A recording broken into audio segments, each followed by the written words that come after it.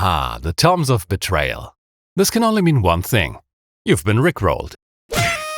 Today we're analyzing the surprisingly complex drums of Rick Astley's 1987 mega hit Never Gonna Give You Up.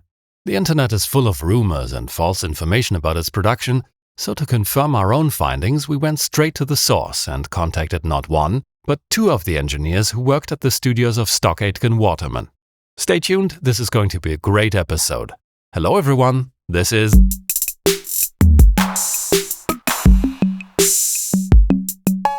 Stock Aitken Waterman, or SAW for short, were a songwriting and production trio that was responsible for an insane number of hits in the 80s, including Dead or Alive's You Spin Me Round, which we've already done an episode on, Kylie Minogue's I Should Be So Lucky, and Bananarama's cover of Venus. But Never Gonna Give You Up from Rick Astley's debut album, Whenever You Need Somebody, was by far their biggest and most enduring hit. 113.4 BPM, and we're in for a colorful mix of different drum machine sounds. For now, let's start off with the Lindrum kick and snare, but we'll talk more about the sound choices later. Together, they form the most common rhythmic foundation in modern pop music. 4 on the floor kick, snare on beats 2 and 4. Let's layer the snare with a hand clap for even more impact. Add a good dose of 80s style reverb on the snare and clap.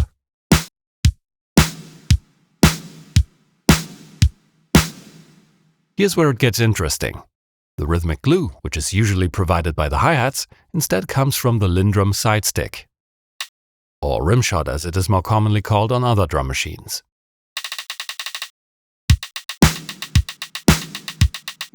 Not a constant stream of 16ths though, it pauses after beats 1, 2 and 4.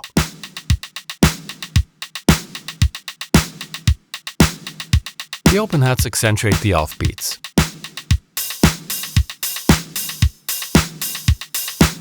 They're immediately followed by a closed hat that chokes the open hat and stops it from ringing out.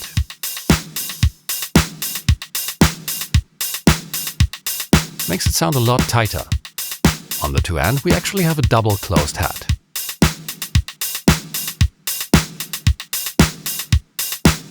It's not much, but if we reduce the velocity of all closed hats that choke the open hats, we can still increase the snappiness by a tiny bit.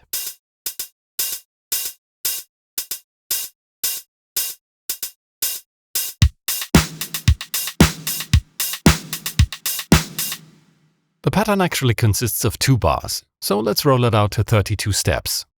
Or should I say rickroll it out? In that second bar, all we need to do is turn the last open hat into a closed hat. And make sure both of these are accented.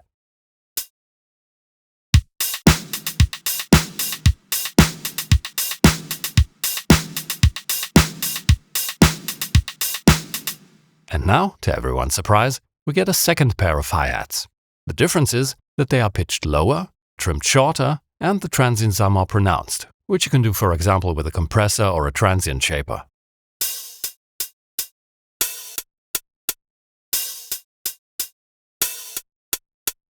Both of these hi-hats are either from the Lindrum LM2 or the Lin 9000.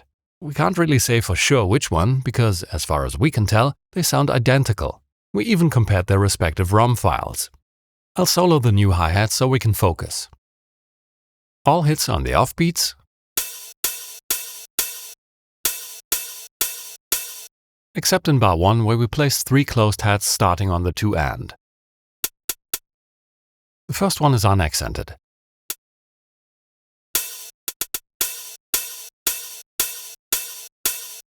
So, how does it sound if we layer both hi-hats together?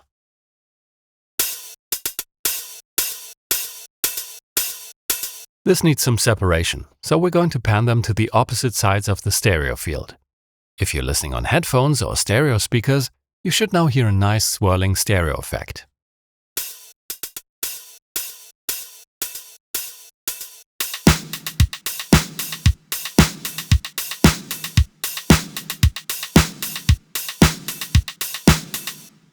By the way, if you're interested in drum programming and sequencing, we have lots of great resources on our Patreon. 170 plus high-quality drum pattern transcriptions to learn from, cheat sheets for various drum machines and synthesizers, and of course our Drum Machine 101 book we're currently writing. We have 3 easy hand clap variations, and they're all happening in the second bar.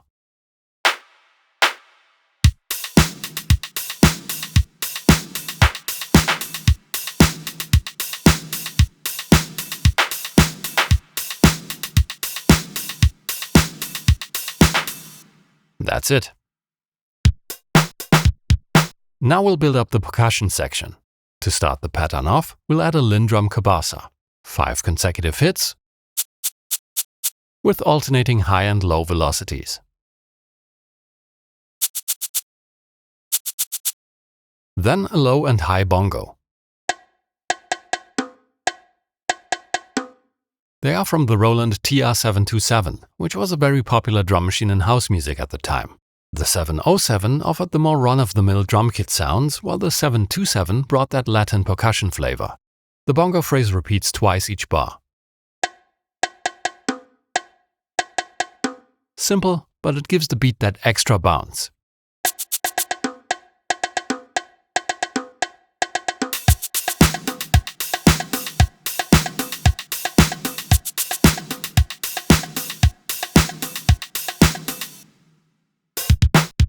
Back when we did our episode on You Spin Me Round, the mix engineer who worked on the original record, Phil Harding, was kind enough to answer our questions and provide us with a lot of first-hand information while dispelling some myths about the gear they used. Since he had worked on an early demo of Never Gonna Give You Up, we thought it might be worth a shot to contact him again. And he pointed out that the hand clap could be from the TR-808, which after some trimming indeed feels closer to the original than the Lindrum clap we started with.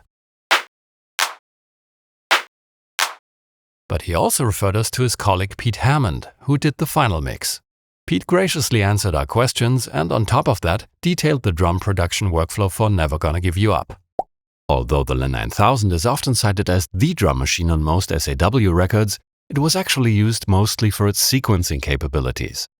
Thanks to the sampling function of the AMS DMX delay unit, they were able to perform a very early form of drum replacement. This allowed them to stay flexible during production. They sampled kick and snare sounds from their own library into the AMS delay, and the Lin 9000's output was then only used to trigger those sounds. Pete was even kind enough to send us a recording of the original dry Never Gonna Give You Up snare, which was from his personal sample collection. You can even hear some crosstalk from the other multi-track channels.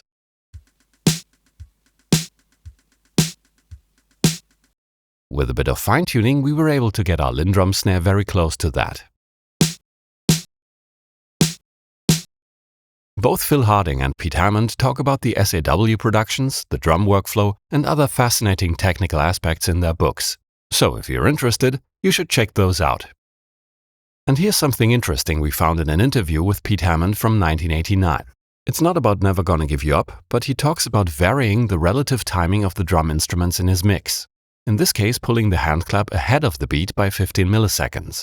So let's try that. Listen to the difference.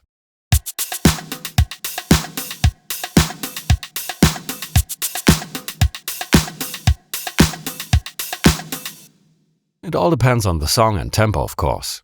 15 milliseconds is a bit too much in this case. But even if we reduce it to 5 milliseconds, the effect is still clearly audible.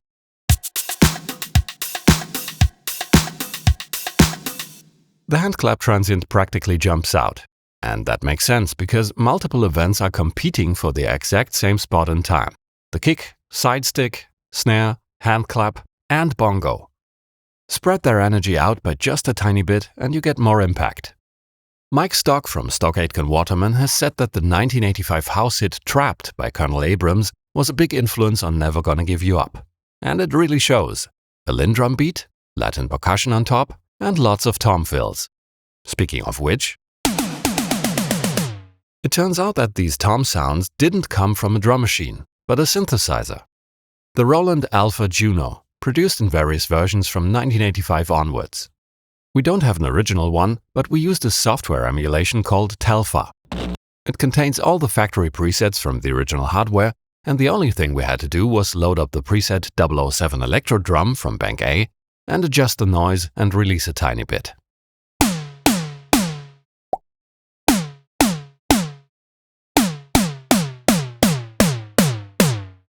If you want to build your own 80s tom fills, we also made an Alpha Juno tom sample pack. It's available for free during the next 7 days on our Patreon. The link's in the description.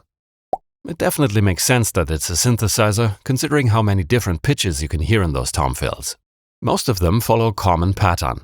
A few hits on C sharp, sometimes there's a pause, and then they descend chromatically.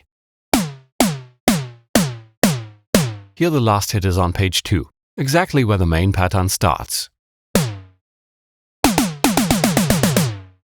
That's the iconic intro tom fill, but it doesn't sound like it yet. For that we need 2 more ingredients. Some 80s nonlinear reverb,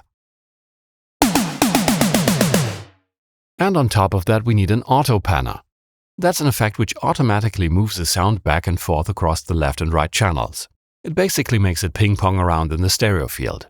This is triggered by the actual drum hits, so each time a tom plays, you'll hear it on a different side. The intro is an exception though, because in the middle of the tom fill, the auto panner only triggers on every second hit. Plus the panning isn't as strong as in the other tom fills, probably because that would feel way too disorienting with the reverb.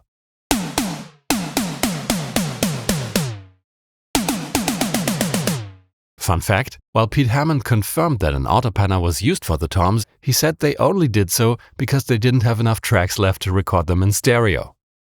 There are also some shorter tom fills like this one. And some more interesting ones which throw in another repeat or two and also accentuate the last hit with a pause. The last pitch is actually so low I have to scroll down. That's an E flat. We didn't manage to fit every tom fill into the end jam, but of course you can find them all in our transcription. And as always, a big shout out to all of our patrons. Thanks to you, we can keep making these videos.